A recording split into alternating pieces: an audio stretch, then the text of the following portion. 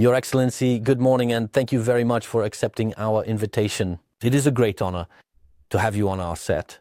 So, yesterday, you attended the May 9th parade. What are your impressions? Well, good morning and thank you. We are here in Russia, so for the commemoration of the 80th anniversary of the victory over Nazism. And as you mentioned, yesterday we attended the ceremony, a parade, and also a wreath-laying ceremony at the soldiers' tomb. I think it is very symbolic. We have learned a lot during this stay. It was not just a celebration, but a commemoration of the victory of a new world. So it has a lot of meaning for us. But what did you think of the quality of the parade? Yes. As I said, it was perfect.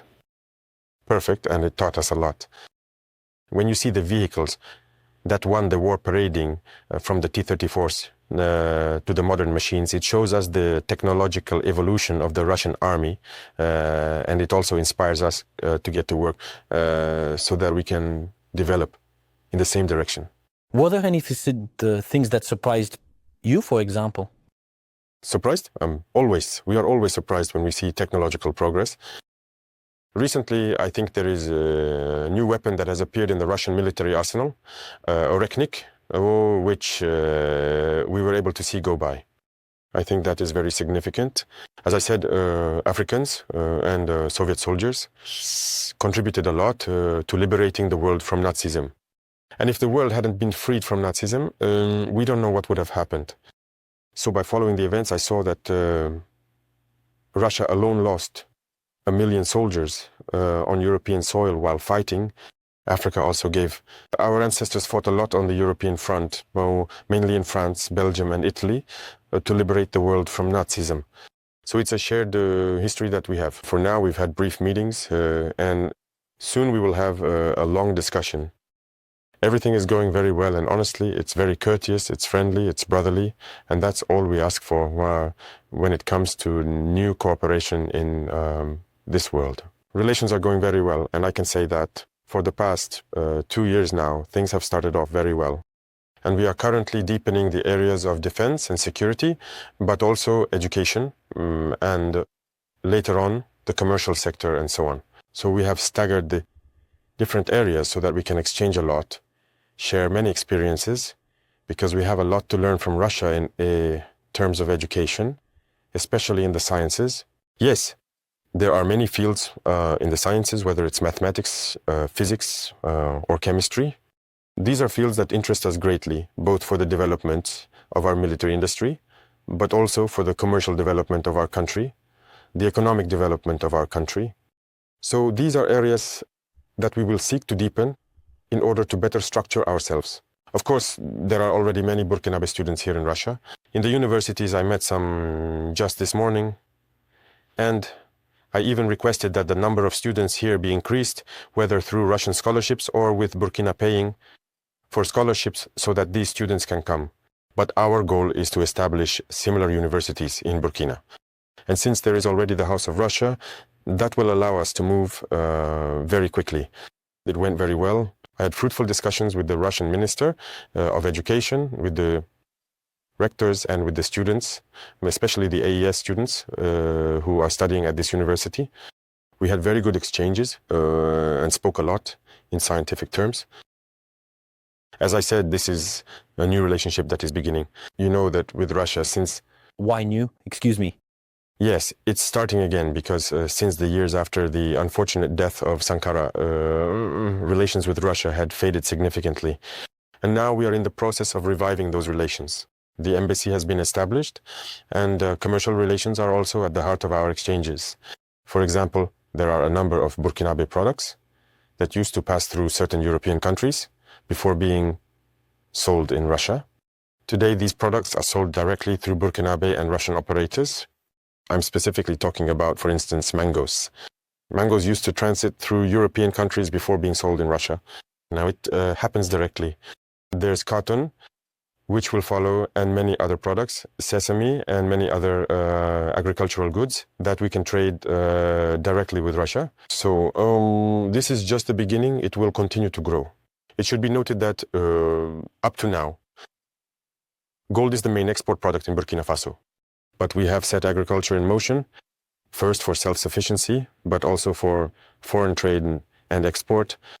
If you've been following closely, since last year we launched the agricultural offensive with an initiative that supports this offensive. The goal is to significantly increase our agricultural production, achieve self-sufficiency, but also to have cash crops that we can sell abroad. And all of this should support our growth. And we hope to be well above those figures. There are many things. These are difficult reforms. We have to admit, because the system has taken root. But it's not impossible. Already when you look at our cereal production, we saw very strong growth in 2024. In 2025, we hope to do even better. And these are quite courageous reforms. For example, if we look at agriculture, we have decided through the offensive initiative to plow our farmers' fields for free. So last year, we did it. This year again, God willing, when we return, there are a good number of tractors that we have acquired, which we will make available to the mechanized units in the various departments to increase the cultivated areas. We are putting a lot of emphasis on water management. So through a structure we created, the ONBA, we aim to control water and be able to produce at least 2 or 3 times a year. Because if we rely solely on rainfall, it would be difficult. So there is this sector and also the mining sector, which we will continue to boost so that the country itself can exploit its own resources. We have therefore started to acquire mines. There are many permits that are available, which we are currently developing. Our engineers have managed to develop the necessary machines so that we can exploit our resources ourselves. So if we take advantage of these 2 sectors and complement them with industrialization, that is processing our products locally, which will prevent us from exporting raw materials, it will really help us achieve very strong growth. So these are the reforms that are underway: agriculture, industry, and many other sectors. Of course, a lot of support and just technical and vocational training alone is already a very good thing. If we build industries, we definitely need people to maintain and operate them. And Russia is helping us in this area. That's why I say we have very good cooperation with the Ministry of Education. They will allow us to train technicians and engineers who must be able to maintain everything we do, but also to create our own industrial units. So this is very important for us. And in trade as well, as I just mentioned, things are going very well with Russia, and there's no reason we can't deepen all of this. Let's talk a little bit about security. What is the current security situation in your country and, for that matter, in the region? Yes, in the region. As you know, the security situation, at least we are trying to make progress on the battlefield. That's the first thing, because there are several factors that come into play. On the battlefield, there has been progress. If we look from 2023 to today, we have been able to reclaim many areas that we have managed to pacify. However, the enemy is also getting stronger. There are many foreign fighters joining the ranks of the terrorists. Could you clarify? What exactly are you referring to? Yes, the terrorists are being reinforced by many foreign fighters who come from elsewhere, who are not actually, when I look at the case of Burkina, there are many criminals in Burkina, but they are not Burkinabe. There are also trainers who come from many countries to teach them a lot of techniques. But what is their interest? It's not really terrorism, it's imperialism. Their goal is to keep us also in a state of permanent war so that we can develop and so they can continue to plunder our resources. So they have every interest in bringing in specialists in mines to plant different types of mines and specialists in explosives. Today, the terrorists are using drones to fight and everything. So these are professionals from certain countries who come to teach them all of this. All of this is to keep us in a state of insecurity. But we are aware of what's going on. We adapt every time to their methods of operation, and we will continue the fight until we reclaim the whole Sahel. All the imperialist countries are funding these fighters. There you have it. There are many of them. We can't name them individually. Some are even hidden, ones we couldn't imagine, but there are many. There are many of them. There are those who aren't hiding and who declare it openly. I'm talking about the recent scandal involving support for terrorism in Mali. What is your perspective on what actually happened in Mali? Yes, it's unfortunate. They openly declared that they support the terrorists. We also clearly noticed, with a number of technologies that the terrorists were able to obtain, that they came from them. It's unfortunate. It's very unfortunate, but in any case, we're not feeling sorry for ourselves. We have taken stock of the situation. We will adapt, we will fight them. They will not be able to win. That's what's most important to us. How is humanitarian cooperation between Burkina Faso and Russia progressing? It's going very well. I think there is a lot of exchange in many areas. When I look at the health sector, because we still have displaced people here, and when we talk about a camp for displaced people, it means there are often complicated health situations. I think the health services are cooperating well to support humanitarian action services so that we can move forward. And as you saw in 2023, I believe Russia donated wheat to Burkina Faso. It was intended solely for displaced people, but we made a promise to President Putin that we no longer wish to be supplied with wheat because we are going to produce our own wheat. And I am keeping that promise because we have started producing our own wheat in sufficient quantities to meet our needs. So this means that cooperation in this area is leading us to develop ourselves, to boost many things in order to fill the gaps. So this world is in constant flux. Sometimes the things we see are just madness. We have to stay alert and be able to adapt at any moment. And that's very important because we keep up with current events. There is economic competition everywhere, but as far as we're concerned, we trade with China without any problems. We buy a lot of things from China, and the Chinese also buy a lot from us. There are Chinese companies setting up here, despite the fact that people have tried to disparage Burkina Faso. It's the same with Russia right now. So all the countries that are currently fighting for their economic independence, we try to collaborate more closely with them, because this is a form of oppression by imperialism. Those who are oppressed need to unite to stand up to this hegemony. So basically we adapt to all these situations. Mr. President, what is your view on the recent deterioration of relations with Algeria? Well, you followed the events, and I think everyone understands how this works. We regret the incident that occurred at the Algerian border. With the drone, they shot down. It must be said clearly, this is not friendly. It's not friendly because you don't just shoot down an aircraft like that. Everyone knows the protocol. So let's not kid ourselves. If an aircraft crosses your border, even if it enters your country, you identify it. Radars allow you to identify it, and you know which country it belongs to. And that's what diplomatic relations are for. You contact the embassy, there are defense attachés, there are many mechanisms in place. You reach out to them and they can confirm whether it's their aircraft or not, and whether it's on the territory, because of, well, that's it. Maybe it needs help, or maybe it lost its bearings, things like that. Because an aircraft can be in the air and have problems with the weather. It might have to hide behind the clouds. This happens very often in our countries. So if an aircraft enters, we ask about it, and they say no. There are a lot of cloud covers, but in any case, there is some meteorological phenomenon that causes it to pass through. It could have a technical problem. It might request assistance so that we can guide it to land. So there are so many factors that can cause an aircraft to end up in a given airspace. We don't shoot down an aircraft automatically. This has happened to us before. We've often seen an American aircraft enter our territory, conducting reconnaissance and so on. We did not shoot down the aircraft.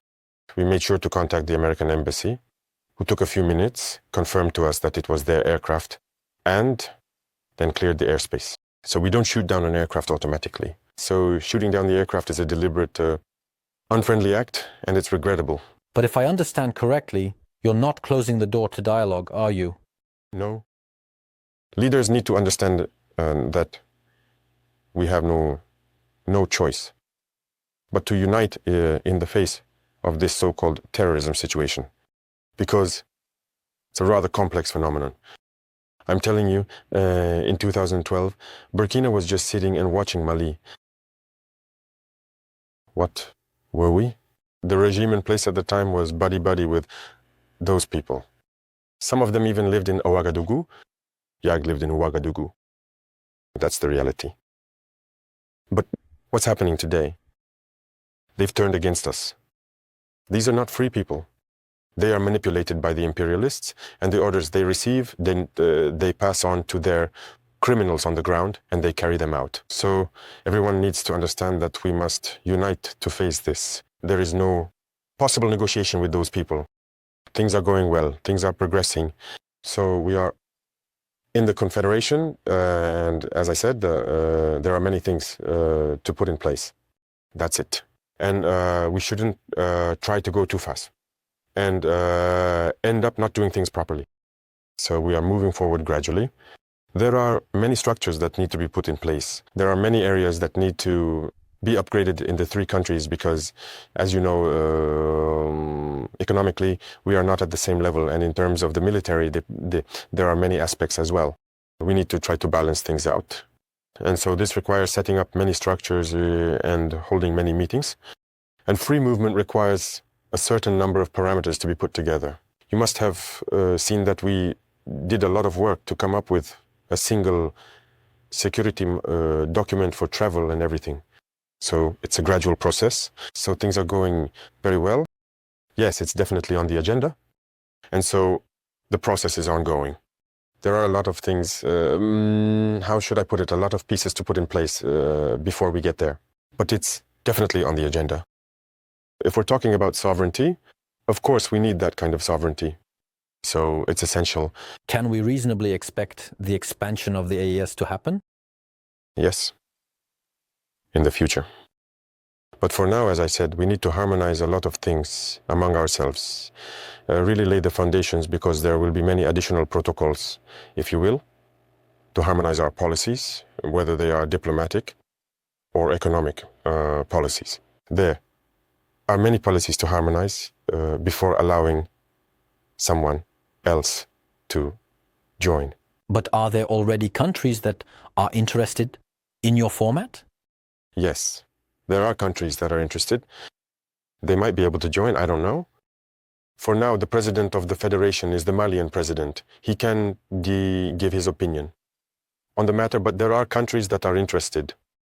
I think they themselves have contributed to diminishing their influence because they have a paternalistic view of our relations. You see, whenever we do anything, whenever we take any initiative, it's always attributed to Russia. If someone speaks, they say it's because they're influenced by Russia. Everything that happens, it's always Russia. Why? Do they have their eyes closed like that? So the African is not capable of developing anything. Africans are not capable of inventing, innovating, or taking initiatives. That's what we're fighting against. And as long as they continue to see Africans this way, as subhuman beings who are incapable of thinking, incapable of innovating, incapable of inventing, we can never be friends. Times have changed. So it's really about the way they see black people. They need to stop that because by treating us this way, it's as if they see black people as subhuman. And that's dangerous. They need to change their language. But how does this attitude show itself? Look at their speeches. Look at their speeches. Even the French president, always in his speeches, says that young Africans are influenced by Russia. It said Western media, if you listen to them often, they do nothing but lie all the time. And look today, the AES, which is a model that's taking shape, they can't go a single day without talking about Burkina or about the AES. It's impossible for them. And every time they try to spread information, to divide, to manipulate the youth. But it doesn't work anymore. I think people are quite aware now. People have their eyes open. And all of you, you are victims of these people, of their communication, of what they do, of what they say about Russia and everything. We know it. Even today, there are young Africans who still have their eyes closed, who still believe their lies, the narrative about the Second World War. I was listening the other day. Someone said that at the end of the war, in the 10 years that followed, if you asked people in Europe who won the war, they would say it was Russia. But today, if you ask in Europe who won the war, they will say it was the Westerners. Through communication, they managed to overturn history, and with African history as well, they schemed everything to spread lies. As a result, some young Africans don't even know the history of Africa, what Africa has accomplished. Some don't even know that our grandparents fought, were put on the front lines as cannon fodder. And when they returned, they were killed like animals. Do people know that when France tested its first atomic bomb, it was black soldiers they placed nearby within the blast radius to see what effect it would have? Let's bring out the archives. Everything they've used against Africa, this is all information that needs to be shared so that young Africans understand, because there are still many who are asleep and continue to speak on behalf of the imperialists. What they're told to say, they do it, maybe because they're given something, I don't know. But so Africans need to understand their history and wake up. So this is our fight as well. In your opinion, what is the role of the media in this struggle? Independent media? From our countries, you mean? The media should play a big part in helping us. But as you can see, even among our own media, there are some that are imperialist media. They only react when European media say something, then they repeat it and amplify it. There are plenty of media outlets in our countries that even fight against regimes like ours and spend their time repeating the same nonsense as the Western media. But it's shameful. If Africans behave like that, it's truly shameful. I imagine they must be ashamed to look at themselves in the mirror at night. If you're paid to spread lies about black people now, that's very serious. So we are in the process of raising awareness. In Burkina Faso, if you look right now, many media outlets are supporting the movement, helping to raise awareness among young people through debates and so on. So that's really what we hope for from the media. Do you think our media can also play its part in this struggle? Of course, very much so. You have to play a very important role because, as I said, in 2023 in St. Petersburg, and I repeat it again today, Russia helped save the world. Africa helped save the world. It needs to be said. Madam, young people need to understand that everything that's shown in Hollywood movies or whatever, it's false. It's all lies. It's the same thing. The Vietnam War. Today we see that history is distorted, but we need to communicate. You see, they don't like it when I speak. They think I talk too much and all that. They want me to keep quiet so that they can speak and their version gets through. No. My biggest regret is having spent a good part of my youth listening to radio stations like RFI and France 24. I was in countries where these radio stations were banned, but we would use apps, record their news broadcasts just to listen. But at some point, something clicked. And I started to realize that they were conditioning our minds to accept whatever they wanted. It's their narrative that they want us to learn. And since then, I started to see things differently and realized that what they're doing is very dangerous. And today, more than ever, I realize that they have conditioned people's minds, especially Africans. So you can play a big role in awakening the consciousness of young people so that people understand how the world works and don't let themselves be led astray by those people. My very last question, just to end on a positive note, what are the prospects for relations between Russia and Burkina Faso, in your opinion? There are many prospects ahead. As I said, with the parade I saw, I think there is very good cooperation because right now, yes, we are buying equipment, but we need to develop our own military industry, for example. And Russia can contribute a lot. You know that Russia has many scientists, many scholars who are Russian. As proof, we just left Mendeleev University. They can support us a lot in training so that we can also excel, because in our country we have young talents, geniuses who are able to create things, but they lack the mathematical input, the science to be able to improve what they do. So Russia can help us a lot in this area. This will help us in the military sector, in the industrial sector, because it is machines that keep the world running. And today, with the technology that exists, whether it's IT, networks, telecommunications, and so on, Russia is collaborating a lot in these areas. So in the future, all these prospects are being put on the agenda so that we can achieve a definite goal that we are aiming for. Your Excellency, thank you very much for this very interesting and very enlightening conversation. Let me remind our viewers, this was the President of Burkina Faso, Captain Ibrahim Traore. Thank you again. Thank you.